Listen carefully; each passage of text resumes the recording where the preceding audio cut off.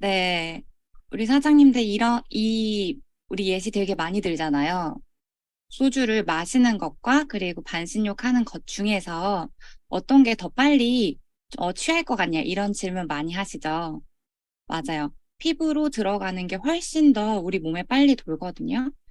저희가 보통은 먹는 거는 굉장히 신경을 많이 씁니다.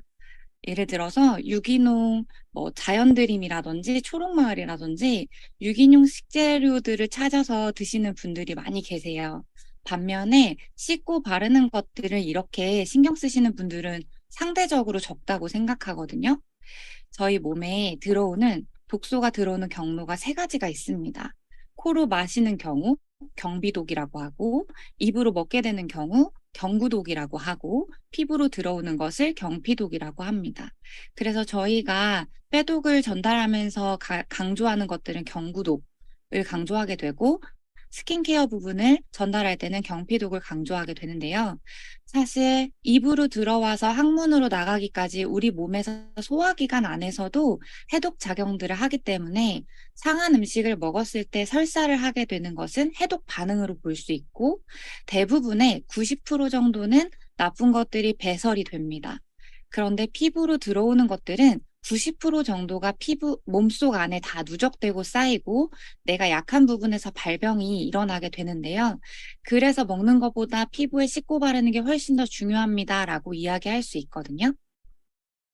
실제로 이렇게 미국 암 예방협회 의장 의학 박사 사무엘 앱스틴 이분이 우리가 담배 피우거나 뭐 다른 먹는 거 이런 것들로부터 암이 일어나는 퍼센테이지는 25%, 그리고 화장품과 욕실용품 이런 것들로부터 우리가 암을 얻게 되는 것은 75%라고 발표를 한 기사예요.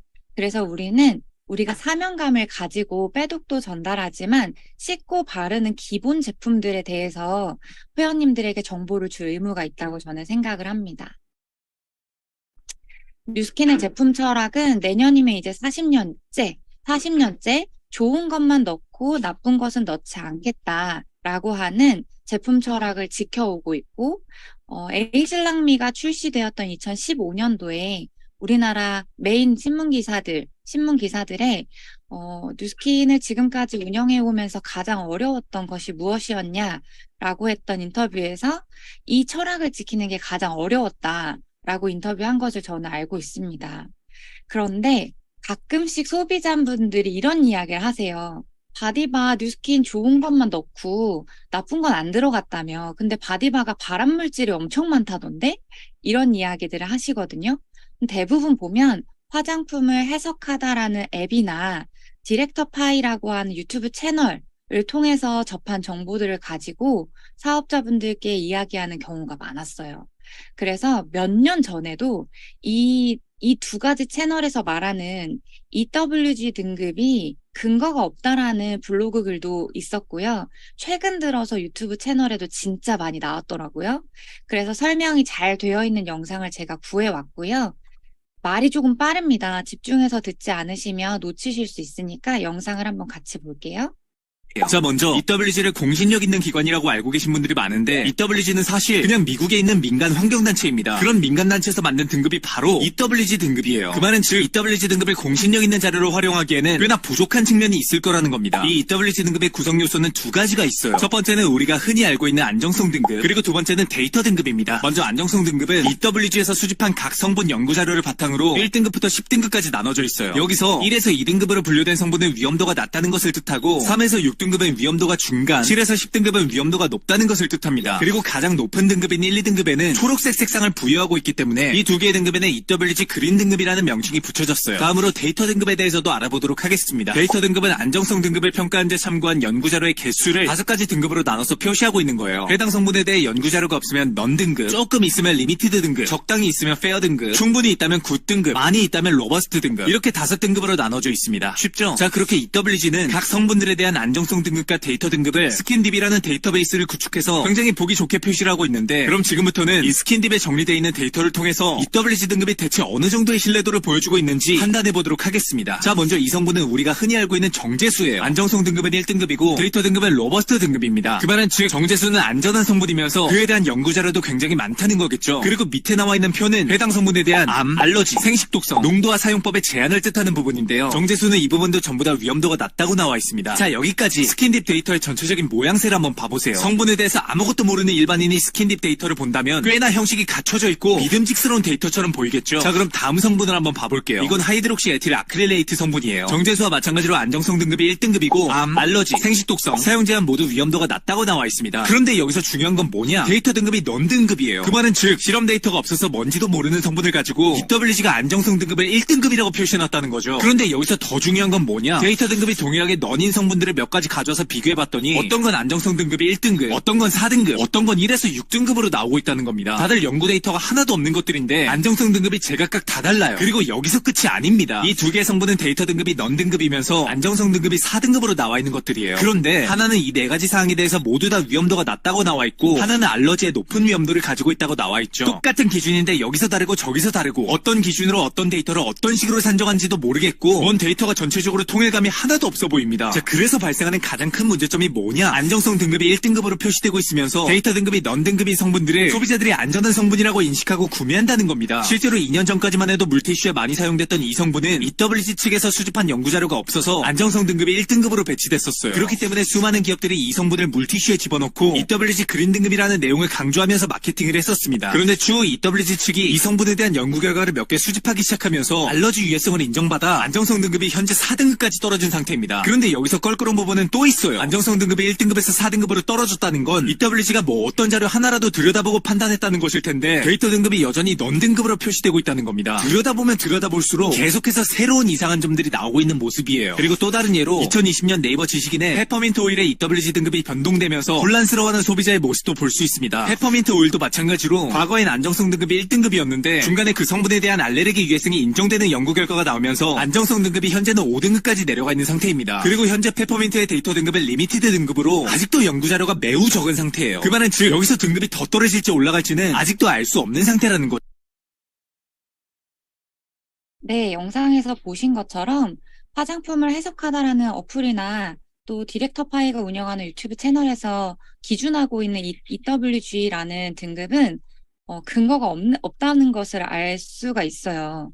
어떤 성분은 데이터 자료가 없는데도 1등급, 데이터 자료가 있으면서도 낮은 등급, 높은 등급, 이렇게 무분별하게 그냥 자기네 마음대로 등급을 매기고 있고, 최근에는 이 등급을 돈 주고 팔기도 한다고 합니다. 그러니까 우리가 이 이야기를 가지고 소비자분들이 저희에게 문의를 하셨을 때 이야기해 주실 수 있고요.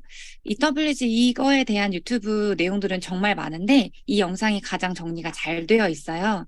그래서 호갱구조대 파라벤 이렇게 검색하시면 한 8분짜리가 나와 있기 때문에 소비자분들에게 보내주셔도 좋을 것 같습니다. 그리고 몇 년 전까지만 해도 유아 젖병 세정제로 유명했던 빨간색, 하얀색 섞여 있는 브랜드가 있어요. 디자인 패키지가.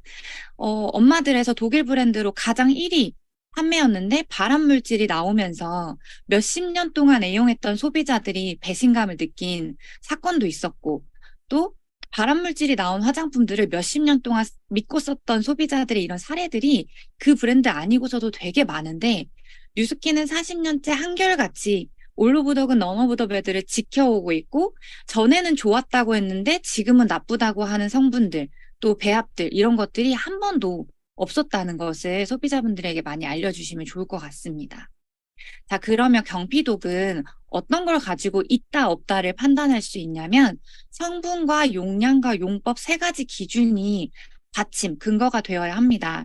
그냥 묵은 거로 뉴스킨은 좋은 것만 넣었고 나쁜 것은 없어요라고 하기에는 이제 너무 많은 정보들이 인터넷에 오픈되어 있기 때문에 정확하게 근거를 제시해 줬을 때 소비자분들이 더 신뢰하고 사용할 수 있다는 것을 알려드리고 싶어요. 첫 번째 성분, 두 번째 용량, 세 번째 용법에 대해서 어떻게 설명을 하면 좋을지 하나씩 알려드려 볼게요. 첫 번째는 성분인데요. 미네랄 오일을 우리가 대표적으로 오랫동안 이야기하고 있습니다. 미네랄 오일도 사실은 오랫동안 화장품에 계속 쓰여왔던 재료이기 때문에, 원료이기 때문에 안전하다라고 주장하는 사람들도 있습니다. 왜냐하면 원유에서 추출을 했지만 굉장히 가공 처리를 계속하고 고순도로 정제하고 해서 가장 순하고 가장 안전한 오일이다라고 말하는 과학자들도 있다는 거예요. 하지만 원료 자체가 원유에서 추출을 했는데 나뿐만 아니라 내 아이에게 석유를 발라주고 싶은 사람은 저는 없다고 생각합니다. 이렇게 뉴스킨은 근본 자체가 사람에게 유익하지 않은 성분들을 쓰지 않는다는 것을 알려주시고, 미네랄 오일이 실제로 석유라는 것을 우리가 면봉을 태워서 실험을 보여주고 있죠. 또한 미네랄 오일과 같이 비타민제들도 불을 태워서 보여드리고 있는데, 저는 이렇게 설명을 드려요. 피부에 바르고 밀착되고 우리 아이에게도 머리부터 발끝까지 발라주는 화장품에 가연성이 있는 것이 들어간다는 것에 대해서 어떻게 생각하냐? 건강을 지키기 위해서, 증진시키기 위해서 먹는 영양제가 가연성을 가지고 있다는 것에 대해서는 어떻게 생각하냐? 이렇게 소비자들에게 질문을 하고 실험을 보여주면서 설명을 해드립니다. 그래서 첫 번째 성분 부분에서 애초에 사람에게 해로울 만한 원료로부터 시작된 것은 뉴스킨은 쓰지 않는다라는 것을 설명해 주시면 좋을 것 같고요. 두 번째 용량 부분에서는 파라벤을 예시를 들어주시면 좋을 것 같아요. 파라벤 이야기도 한 번 더 영상으로 보여드리겠습니다. 1920년대부터 미국에서 최초 개발됐고 그 이후로도 꾸준히 연구가 진행되었던 성분이라는 겁니다. 미국 질병예방센터 CDC를 비롯해 전 세계 권위 있는 기관들인 식약처, FDA, 헬스캐나다, 일본 후생성, SCCS가 동료 검토와 메타 분석을 통해서 용량, 용법만 제대로 지키면 안전하다고 결론 내린 성분이에요. 그런데도 저렇게 파라벤에 대한 공포심리가 전 국민에게 퍼지기 시작하니까 심지어 EWG 그린 등급을 내세워서 수제 화장품을 파는 사업자들을 중심으로 솔직하게 대체 원료가 많은 요즘 굳이 파라벤을 쓰는 이유는 기업의 원가 절감 때문 아닌가요? 라는 의견들도 튀어나오기 시작했습니다. 예전에 세계적인 배우 제시카 알바가 저는 유해한 성분을 단 하나라도 넣지 않겠습니다 라는 공언을 함과 동시에 어니스트 컴퍼니라는 회사를 창립해서 유아용 물티슈를 판매했던 적이 있어요. 제시카 알바는 공언 내용을 지키기 위해서 물티슈 성분에 FDA, 식약처 등이 제한하거나 금지시켰던 성분은 당연히 배제를 시켰고 추가로 EWG가 안정성 등급을 7등급 이상이라고 지정했던 성분들까지 싹 다 배제를 시켰었습니다. 그 배제시킨 성분에는 EWG가 10등급으로 정한 파라벤이 껴있었죠. 그래서 결국 어떻게 됐냐? 시판됐던 제품들의 곰팡이가 피어나면서 제품 전량을 회수하게 됐습니다. 제시카 알바는 분명 좋은 제품을 만들겠다는 마음으로 사업을 시작했을 거예요. 그러면서 기껏해야 EWG가 극혐이라고 했던 파라벤 하나 대체하는 방부제를 만드는 게 어렵겠냐라는 생각을 했었을 겁니다. 그런데 파라벤을 대체할 만한 방부제를 만드는 건 쉽지가 않은 일이었어요. 파라벤보다 안전한 방부제를 만드는 것도 어렵고 그런 방부제를 만들었다고 하더라도 그 함량을 엄청나게 높여야 되고 파라벤만큼 안정성을 인정받으려면 굉장히 오랜 기간 연구가 진행돼야 하고 파라벤보다 비용을 크게 절감시킬 수 있는 방부제를 만드는 건 거의 연금술에 가까웠으니까. 네, 맞습니다. 실제로 제 고등학교 동창은 연구원으로 일을 하고 있는데 동창을 만났을 때 이 파라벤 이야기를 직접 들었어요. 어떠한 성분이 15년에서 20년 이상 사용되면서 기준치가 밝혀지고 기준치를 초과했을 때 어떤 것들이 발생할 수 있는지 검증된 것은 오히려 안전한 성분이라고 이야기를 해줬고요. 파라벤은 지구상에서 현존하는 가장 안전한 방부제, 단 용량을 지켰을 때 가장 안전한 방부제라는 것을 알려줬어요. 그래서 제가 그때부터 소비자분들에게 이야기를 할 수가 있었거든요. 오히려 파라벤에 대해서 발암물질이라고 강조하니까 듣도 보도 못했던 방부제를 쓰면서 오히려 지금은 맞을 수 있지만 나중에는 틀리게 되는 일이 발생할 수도 있고요. 용량치가 어느 정도까지가 안전한지 밝혀지지 않았기 때문에 훨씬 위험할 수도 있다는 것을 알려드렸으면 좋겠어요. 그래서 제품마다 상이하지만 일단 바디바를 가지고 문의했을 때 본사 답변은 이랬습니다. 식약처에서 기준한 파라벤은 0.8% 화장품에 들어갈 수 있는, 그리고 바디바에 들어있는 파라벤 함량은 0.01%. 저는 이 수치를 보고도 놀랐던 게 저렇게 조금 쓰고도 방부 효과를 내고 파라벤이 인체에 해롭지 않도록 만들 수 있는 기술력을 가졌다는 것에 되게 감탄했습니다. 그래서 첫 번째 성분, 두 번째 용량, 이것을 분명히 이야기해 주셨으면 좋겠고, 마지막이 용법입니다. 어떤 소비자는 저한테 이런 이야기를 했어요. 제가 그 영어 단어를 기억이 안 나는데 가습기 살균 성분이 줄임말로 S 뭐라고 되어 있어요. 그래서 너네 샴푸에 이거 들어있다고. 올 오브 더 넌 오브 더 배드라고 하지 않았냐라고 컴플레인을 하신 적이 있어요. 그래서 또 본사 제품팀에 문의를 했고요.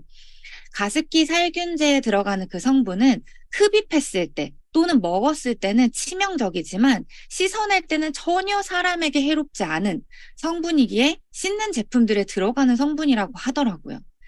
그래서 이 그 성분 자체가 나쁜 것도 있지만 용량과 용법을 조절했을 때 절대 무해한 것들도 있구나. 저도 그때 이 기준에 대해서 깨닫게 됐습니다. 그래서 너무 뉴스킨 좋아요, 좋아요만 이야기하지 마시고 성분과 용량과 용법에 있어서 예시들 들어주시고 그래서 뉴스킨은 경피독이 없어 라고 이야기해 주시면 소비자들은 훨씬 더 신뢰도를 가지시게 될 거예요.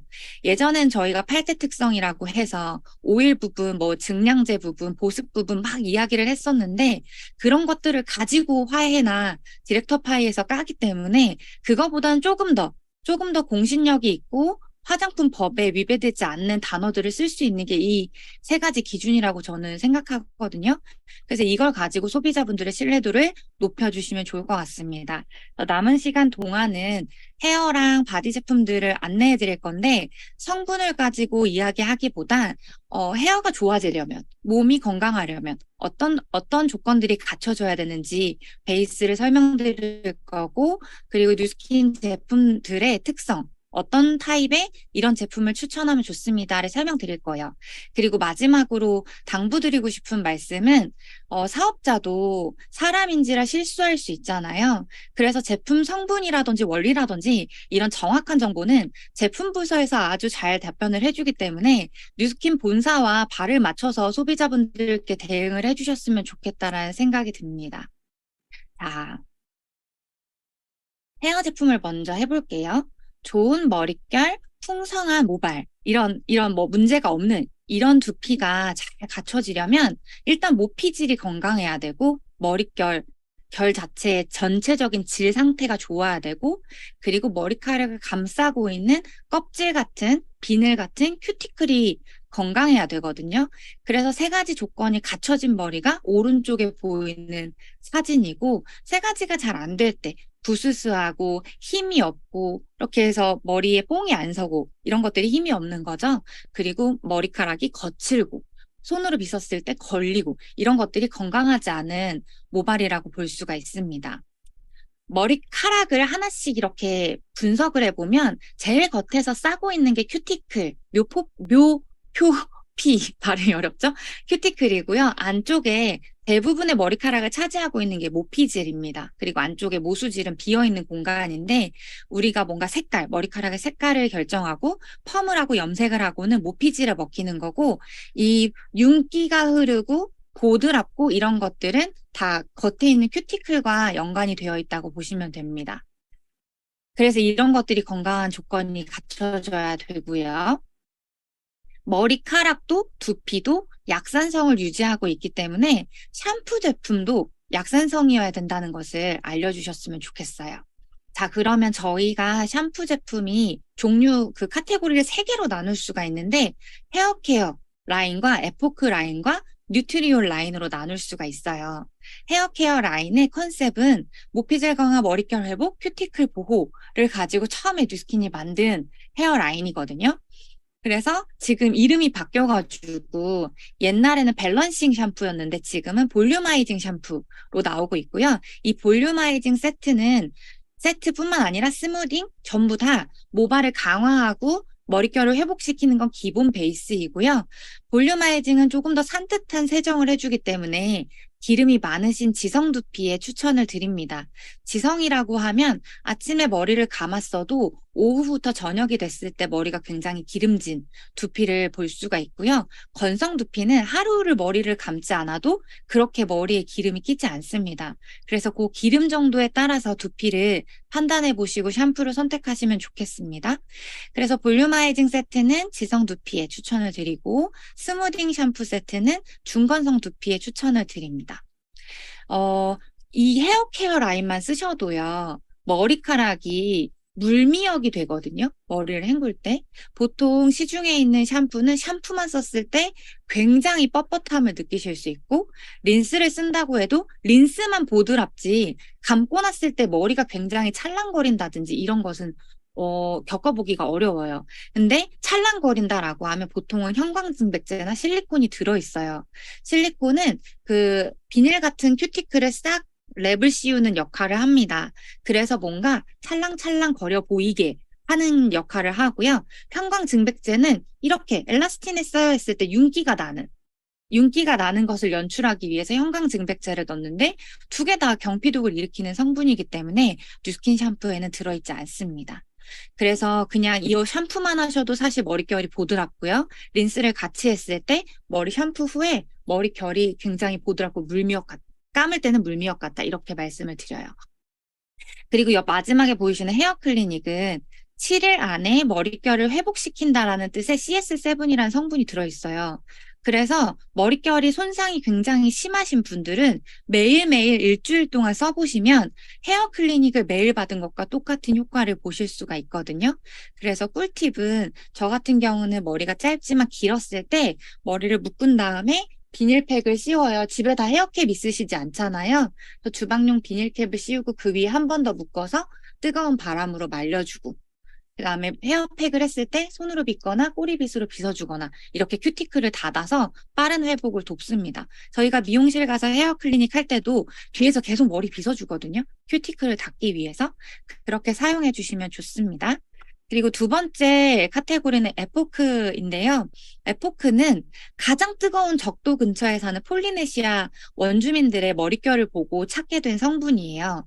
에포크 라인 자체가 민속 식물학자들과 협업을 해서 만드는 라인인데, 민속 식물학자들은 자연에서 어떻게 치유가 되고 어떤 것들이 도움이 자연요법을 보는 거죠. 예를 들어서 호랑이가 영역 다툼을 하다가 상처가 나고 다쳤는데 어떻게 회복하는지를 지켜보는 거예요. 그래서 봤더니 마데카솔 성분이 있는 병풀잎에 피부를 부빈다든지 그걸 먹는다든지 이런 것들을 보고 아 저게 상처 회복에 도움이 되는구나를 발견해내는 거죠. 식물 성분을. 그런데 폴리네시아 원주민들이 무엇으로 머리를 감기에 뜨거운 지역에 사는데도 머릿결이 좋을까 봤더니 아바프이라고 하는 꽃봉오리의 즙을 가지고 머리를 감더라는 거예요.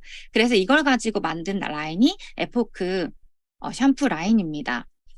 에포크 이 샴푸 앤 컨디셔너를 따로 하지 않아도 머릿결이 되게 좋고요. 뭔가 손상된 모발을 빠르게 회복하려고 하면 전용 컨디셔너를 같이 써주시면 좋습니다. 영양감이 풍부해서요. 머리카락이 좀 이렇게 무겁다라는 느낌이 들 수 있거든요. 그래서 지성이신 분들은 에포크 그린 그 기본 샴푸보다는 오른쪽에 있는 거나 헤어케어 라인에 볼륨아이징을 더 추천해 드리고요. 머리가 가렵고 각질이 뚝뚝 떨어지시는 문제성 두피이신 분들은 이거 댄드프리를 추천드립니다. 이렇게 에포크 라인이고요. 특별히 에포크 라인은 판매될 때마다 환경 보호나 사회 전반에 기부를 할 수 있도록 포스코굿에서 일을 하고 있다고 해요. 그래서 이런 스토리들을 이야기해 주시면 소비자들이 내가 하는 소비에 훨씬 더 만족하시거든요. 스토리도 이야기해 주시고 마지막 헤어 카테고리는 뉴트리올인데요. 리주버네이팅이란 단어를 뉴스킨몰 그 상세 페이지에 썼어요.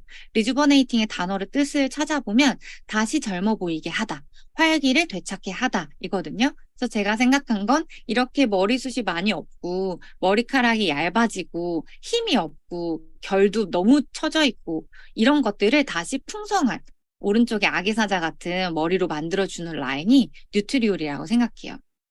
보세요. 사자머리가 되려면 일단 모근에서 영양 전달을 잘해야 되고 저 머리카락에 힘이 좋아야 되거든요. 그리고 오른쪽에 머리카락이 잘 모공으로 나올 수 있도록 모공이 막히면 안 돼요. 그러면 각질 정리도 잘 되어야 하고요. 영양 전달, 각질 정리, 청소 이런 것들이 잘 되어야 하거든요. 그래서 뉴트리올의 컨셉은 이런 것들을 다 포함하고 있어요. 우선 세럼이 하는 역할은 아침 저녁으로 갈바닉과 함께 빗어주는 거고 갈바닉이 없더라도 손으로 꾹꾹 두피에 눌러주라고 하셨어요. 세럼은 모근에 영양을 전달해서 모발 자체가 튼튼하고 건강해질 수 있도록 만들어주는 두피를 건강하게 관리하는 제품입니다. 그리고 샴푸 같은 경우는 여드름 치료에 쓰이는 살리실릭 애시드가 들어있는데 애시드는 각질을 탈락시키는 성분인 거 아시죠? 근데 앞에 살리실릭이 붙으면 피지, 기름을 뚫고 모공 안에 침투해서 모낭 안에 있는 각질까지 정리해 줄 수 있는 성분이에요. 그러다 보니까 잉그로운 헤어들이 다 삐져나와서 숨을 쉬고 모발이 계속해서 건강하게 빠지고 자라고가 되는 거예요. 그래서 감으실 때 잠깐 발라두시면 두피 안쪽이 싸한 느낌이 나요. 아이스 댄서 바른 것처럼. 굉장히 산뜻한 마무리감을 느끼실 수 있고요. 그리고 모든 라인을 통틀어서 컨디셔너 중에 끝판왕은 이 뉴트리올 컨디셔너예요.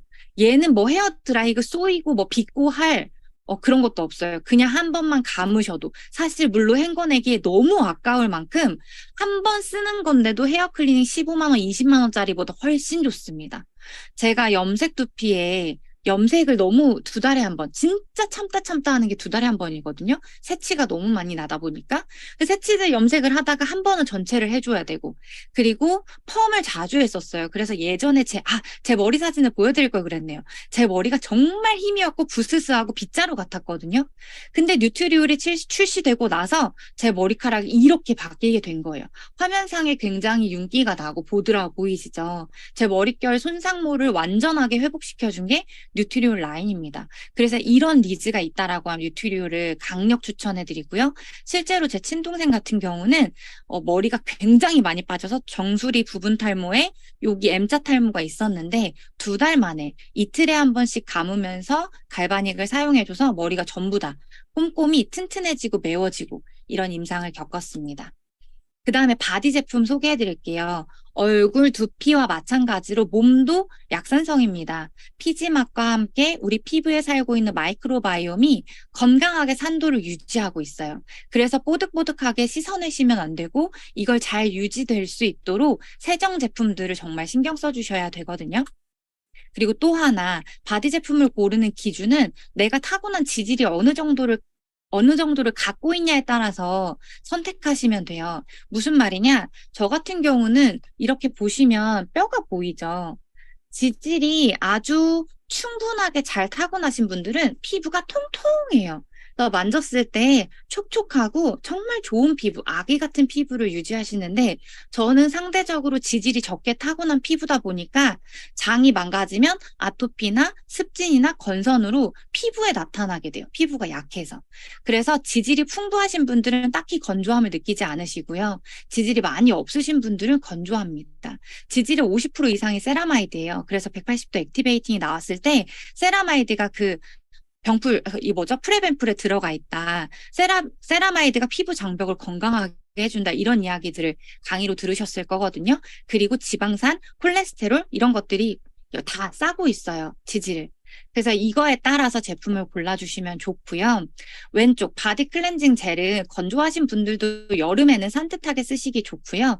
지질이 풍부하신 지성 피부, 튼튼한 피부들은 사계절 내내 산뜻하게 샤워하길 원하신다라고 하면 바디 클렌징 젤을 추천드립니다. 그리고 꿀팁은 반신욕하기도 너무 좋아요. 저희 반신욕제 없잖아요. 그래서 반신욕조에 물을 받으시면서 저걸 한번 쭉 한 0.5초, 1초 정도 짜주시면 거품이 정말 풍성하게 나고 바디 클렌징 젤은 또 향이 엄청 향기롭잖아요.